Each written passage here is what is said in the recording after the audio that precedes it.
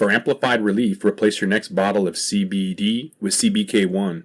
CBK1 is a patented anti-inflammatory formulation designed to be faster acting, stronger, and longer lasting than traditional CBD. Perfect for anyone dealing with chronic and acute pain to athletes looking to gain a competitive edge. Shop capsules and topicals at cbk1.com. Free shipping to all 50 U.S. states, third-party lab tested for safety, and 100% THC free, derived from U.S. grown hemp. cbk1.com. Coming up on We Talk News this week, the U.S. Senate continues to battle for federal reform, but now a Safe Banking Plus bill might be the only change in the U.S.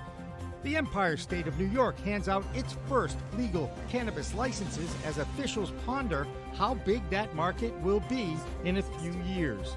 Nebraska shuts down a ballot initiative, and more state reports from coast to coast on We Talk News with Elena Pinto. Next.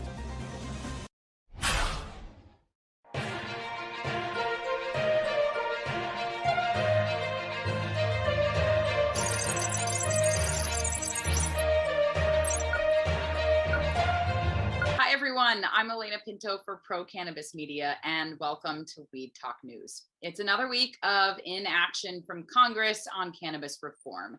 Senate Finance Committee Chairman Ron Wyden is admitting the votes may not be there to pass the Cannabis Administration and Opportunity Act, which is a bill he's sponsoring alongside Senators Chuck Schumer and Cory Booker. However, Wyden says he remains hopeful that Congress will enact some key reforms on cannabis this session.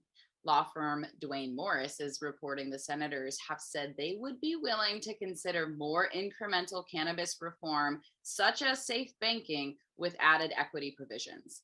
Some say a Safe Banking Plus bill may be introduced, which would ensure equitable access to financial services for minority-owned cannabis businesses and require financial institutions to prove compliance with anti-discrimination laws, among other things. So let's check in with Vote Pro Podcast's Phil Adams for what else is happening in the nation's capital this week. Hi, this is Phil Adams from Vote Pro Podcast, here with the Weed Talk News DC Report. A bipartisan group of 9 U.S. senators is urging the State Department to reclassify another U.S. citizen as wrongfully detained by the Russian government. The letter says former Marine Mark Fogel is facing a, quote, disproportionate 14-year sentence for possession of less than an ounce of medical cannabis. The most common sentence in Russia for such an offense, the letter states, is 5 years probation. The senators say Fogel meets the official criteria for consideration as wrongfully detained citizen. Such reclassification would entitle Fogel to enhanced diplomatic resources to secure his release. A senior White House official said last month that the administration has been looking at the case, but that no announcements have been made. The U.S. Forest Service issued a warning to its employees to remain drug-free. The Human Resources Division of the USFS posted a notice this week reminding employees that marijuana is still federally illegal and advising them to refrain from using it, regardless of state laws. The notice says that although cannabis is legal in some form in most states, there have been no changes to the list of Schedule I drugs under the Controlled Substances Act.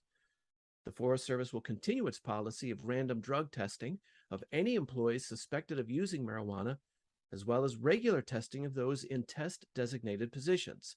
A positive drug test will result in administrative action that could include removal for the first finding of illegal drug use. The federal government will begin reimbursing customers of an Arizona-based cannabis company for making misleading medical claims about its CBD products. The Federal Trade Commission announced this week it will issue refunds to 576 customers of Cushley Industries, LLC. The FTC says the CBD products these customers purchased from Cushley were, quote, deceptively marketed. The action appears to stem from a complaint that the FTC filed against Cushley in 2021, alleging the company made claims that their products could treat everything from cancer to acne. It coincides with stepped-up efforts by both the FTC and the Food and Drug Administration to identify cannabis companies making unsanctioned claims about the medical benefits of their products. The FTC said the customers will receive payment either by check or via PayPal.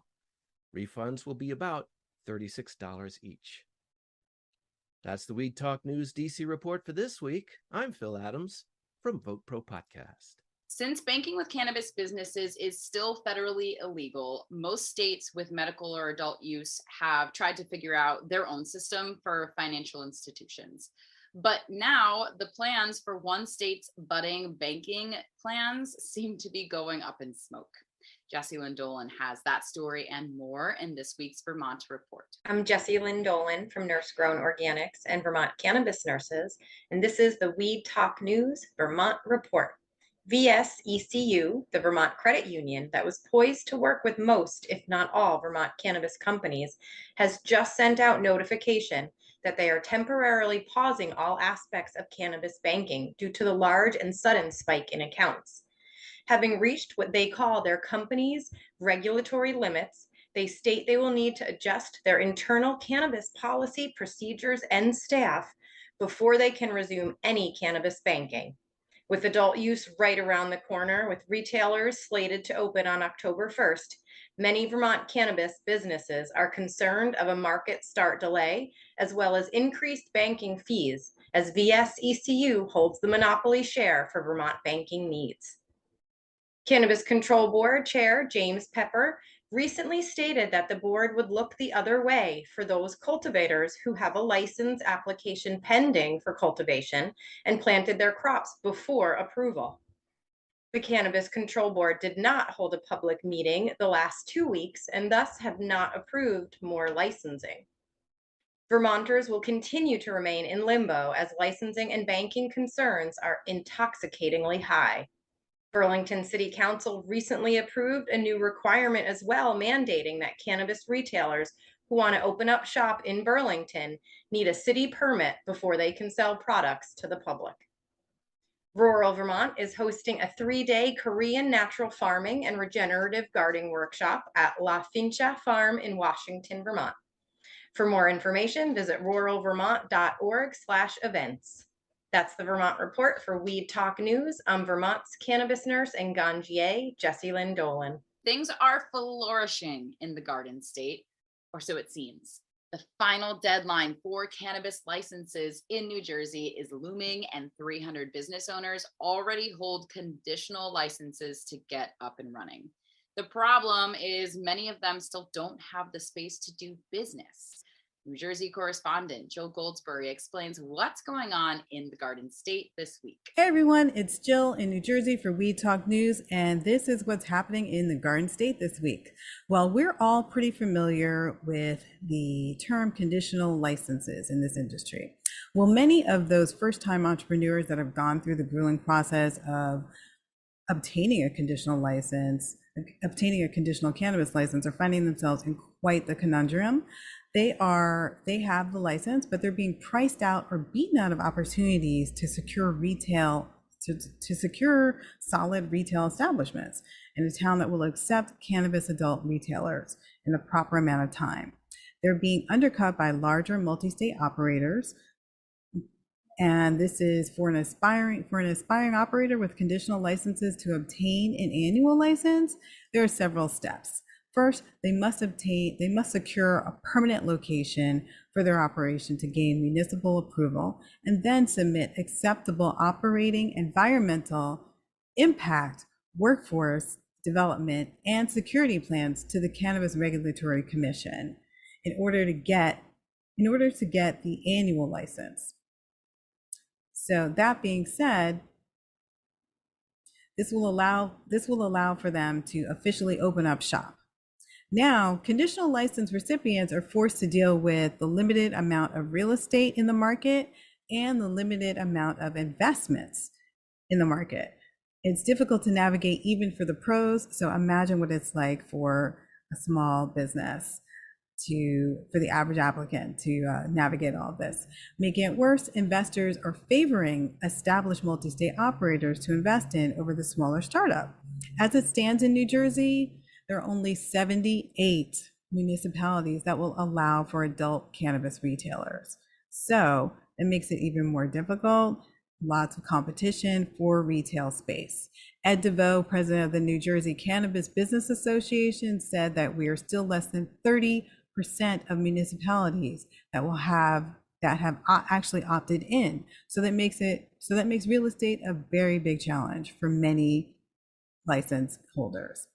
And he also stated that his organization is currently working with a number of municipalities in the state to convince them to opt in to adult use cannabis.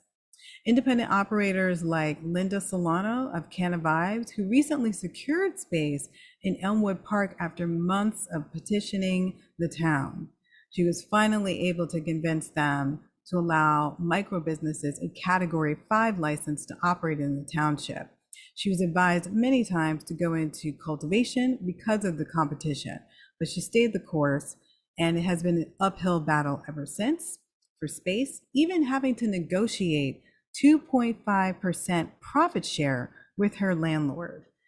In New Jersey, if you know anything about the real estate here in New Jersey and the landlords, this practice may not even be legal. I'd love to hear from a New Jersey cannabis lawyer about this. Please hit me up, jill@goldenmediarelations.com, and give me your take on this so we can report on that, because we don't know if that's actually a legal practice for a landlord to ask for profit from a cannabis business owner. Let us know. We'd love to know. And on that note, the best thing that the state has come up with so far to help recipients is a brand new bill that was signed by Governor Murphy on June 30th, which allows the state to actually provide. It's a bill that allows the state to actually provide grants and low interest loans from the State Economic Development Authority to small business cannabis applicants who were previously banned from applying because of the federal prohibition on weed. This bill will help provide access to capital for small businesses and diverse business owners alike.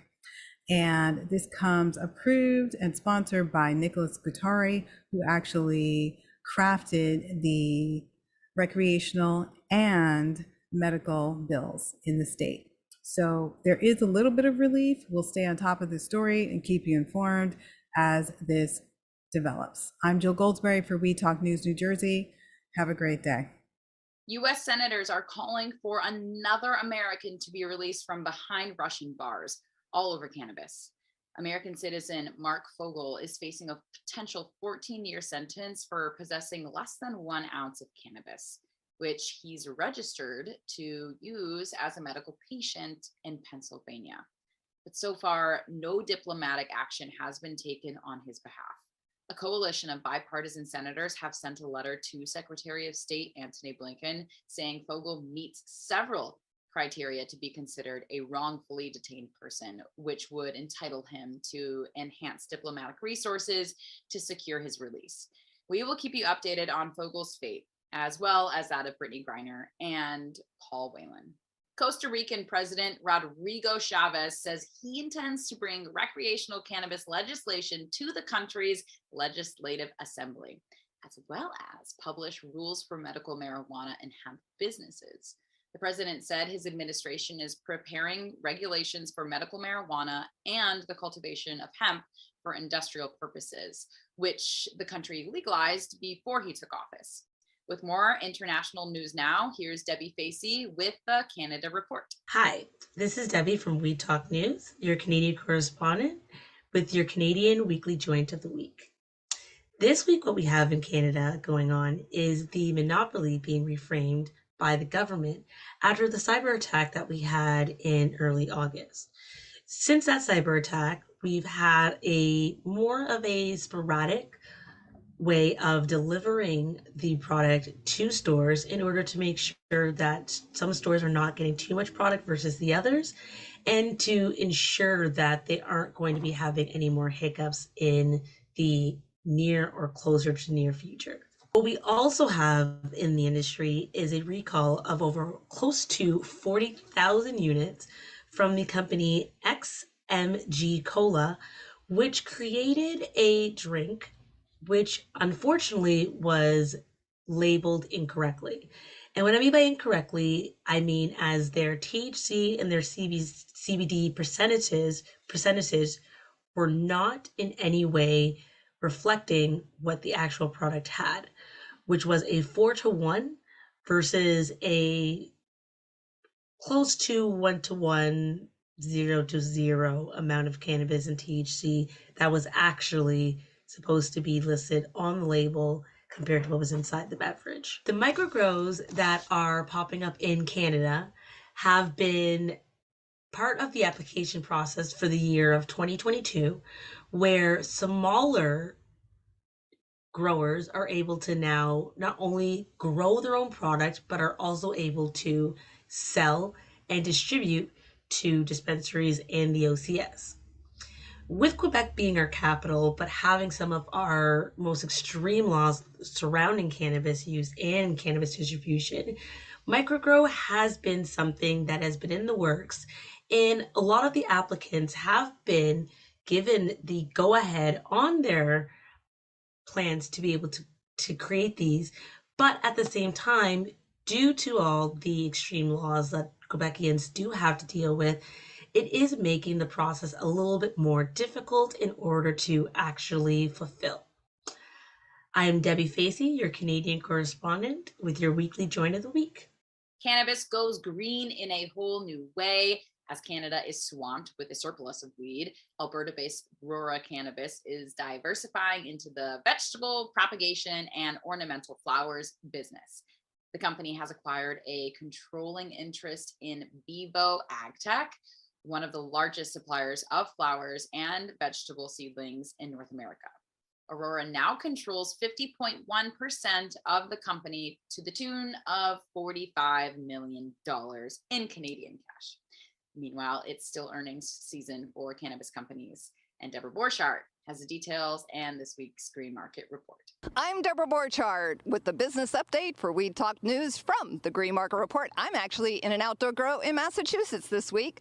Getting into the news, SNDL, formerly known as Sundial, is buying the Valens Company in a deal valued at 138 million Canadian dollars. This acquisition is going to make them one of the largest adult use manufacturers and retailers. They're going to have 185 cannabis stores under the Spirit Leaf and Value Buds banners.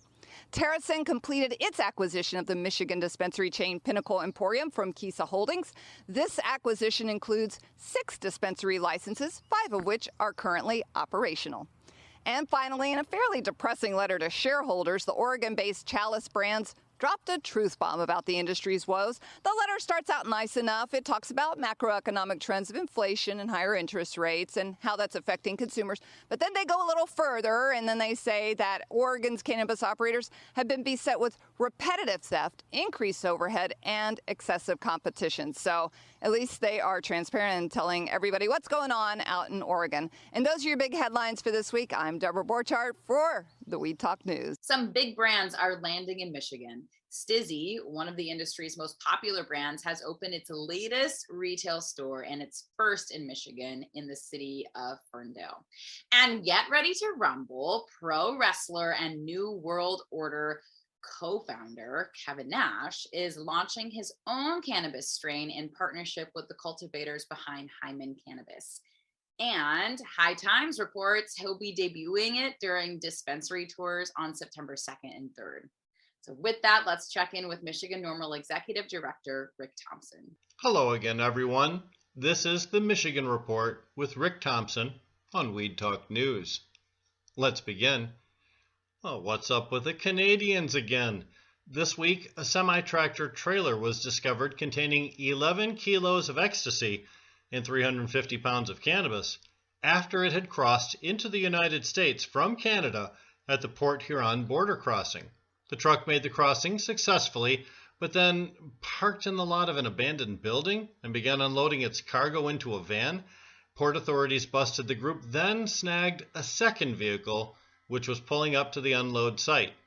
The agents raided a house in Detroit, which was connected to the automobiles, and a total of 4 people have been arrested and charged. Look, Canada, come on, give it a rest already. We here in Michigan take Ontario's trash, we take your nuclear waste, We take your musicians and actors and make them into stars. Ryan Reynolds, I'm looking at you right now. But stop trying to make Michigan the dead pool of your cannabis overstock problem. And please, keep the X on your side of the border. Our cities are full enough. More gauge? More cookies? Yeah, Michigan, get ready for both, because their parent company, TerraSend, has completed a takeover of 5 stores in Michigan, which will be rebranded to those nationally familiar names.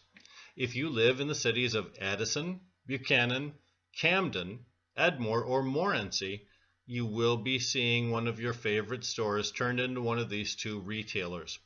It costs about $28.5 million to buy the stores, but Gage has the cash to do it. Once the rebrand is complete, the TerraSend footprint in Michigan will have grown to 17 stores. The Michigan invasion of the national brands is in full swing, and there's nothing the CRA or the USA can do to stop it. And we told you on the Michigan Report that 2022 would be the year of great reckoning in Michigan's cannabis space, and the loss of local ownership in the cannabis sector continues to grow. Like it or not, we're in the middle of a revolution in the Midwest cannabis growth period. This industry is full of deals just like this one, but not all those changes are announced with press releases and news stories. You have to do the research and keep an eye out for yourself, people. Dr. Mehmet Oz, he's running for a U.S. Senate seat in Pennsylvania, which is a medical cannabis state, and his opponent is pro-cannabis Lieutenant Governor John Fetterman. John is the current Lieutenant Governor, a Democrat. Oz is a Republican. Now, the supposed doctor has previously supported cannabis law reform, according to Marijuana Moment, having called cannabis the most underused tool in America, and once declaring that the nation could revise our policies on the big green trees. But that was before he decided to run for office in a state he arguably does not even live in, and now his RNC overlords have him attacking Fetterman on cannabis law reform. His latest ad features an image of Fetterman dressed as one of the Sith Lords from Star Wars, with his head open like a book and a bong floating out of it. We can't make this stuff up. Fetterman lives in a state which supports legalization of cannabis at a 58% rate, but Oz seemingly isn't impressed with things like popular opinion or the will of the people. Fetterman, for his part, hung a pot flag on the balcony of his office in the Capitol building. Now, what's the tie-in to Michigan, you might ask? Mr. Fetterman, the lieutenant governor, consulted with Michigan's lieutenant governor, Garland Gilchrist, on how best to implement cannabis legalization in the Keystone State. Now, when these 2 tall guys get to talking, it might be difficult for us on the ground level to hear them, but I can promise you, Mr. Gilchrist gave John the super-duper lowdown on how to get a Michigan-style program up and running. Now, compared to New Jersey, Ohio, and Illinois, Fetterman is right to look for a Michigan model to implement in the more populous state of Pennsylvania. Best of luck to John Fetterman in the upcoming November election. More Michigan communities are trying to come on board with cannabis businesses. Alma's City Council just approved an effort to move their cannabis ordinance forward. Brighton has been forced by the courts to place a pro-cannabis business proposal on their city ballot, and even Eau Claire, Wisconsin is considering a local ballot proposal to allow cannabis in their community. Now, that effort is chaired by a college student, and the vice chair is the county supervisor. Nice. Wisconsin sends a lot of consumers into Michigan's cannabis stores, and we thank you very much for that. And the state will vote on a non-binding referendum proposal regarding cannabis legalization in November for that medical-only state. Now, a great deal of canna attention has been poured into those towns which border Ohio, Indiana, and Wisconsin every time a move to adopt more favorable cannabis laws is launched in those states. It will have an effect on the profitability of those border town retail stores. Best wishes to that team in Wisconsin. And for our final story, Marijuana Biz Daily issued a mid-year report on cannabis sales. and Michigan's performance is exceptional among states. Our rate of growth percentage in the adult use sector since January is bettered by only Maine. Yet our percentage decline in the medical program is equaled only by Colorado. Regarding medical, most states with both medical and adult use programs are seeing medical programs decline sharply. Compared to the same period of time last year, Colorado's med program shrank 43%. We're not far behind them. Our med program in Michigan shriveled up by 41.3% over the same period. Other states with significant declines in their medical programs include Oregon, Massachusetts, Arizona, and Illinois. Concerning the adult use industry, Michigan is firmly in the number 2 spot nationally for cannabis sales year to date. Michigan's $188 million in sales in just July beat the hell out of Illinois' sale figure by $50 million, and it beat Colorado's by $60 million. Still in the top spot, that show-off state, California, which had a staggering $430 million in adult use sales in the single month of July. Now, Michigan's program is charging forward with an increase of 47% over July of 2021, while Cali's huge numbers actually represent a 9% decline from July 2021. Now, despite the steep decline, Michigan's July medical sales figure puts us in the 5th spot nationally for sales in that month, but that is a list that does not include California. And that's it for the Michigan Report with Rick Thompson on Weed Talk News. And finally, we've probably all come across a bunk cannabis product, something that just wasn't quite up to snuff. Well, now some consumers are being paid back for that inconvenience by the feds. This week, the Federal Trade Commission said it will be sending a total of $21,000 to cover the costs of Cushley Industries LLC products that were deceptively marketed. The FTC says nearly 600 people were misled by false medical claims by the supposed CBD company. When you split up that payout, each person will be getting about $36.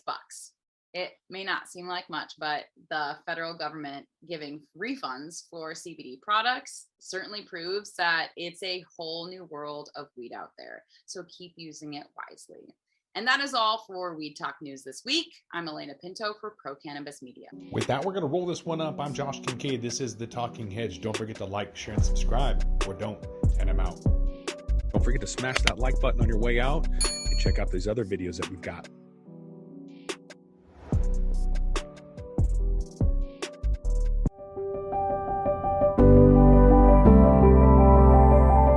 Hi, it's Justin Benton, host of the Miracle Plant Podcast, where we discuss this miracle plant that goes by so many names and how it's helping people in so many extraordinary ways. So if you love this plant and you want to hear a story that tugs on those heartstrings and learn more about this plant, then head on over to the Miracle Plant Podcast. You'll be glad you did.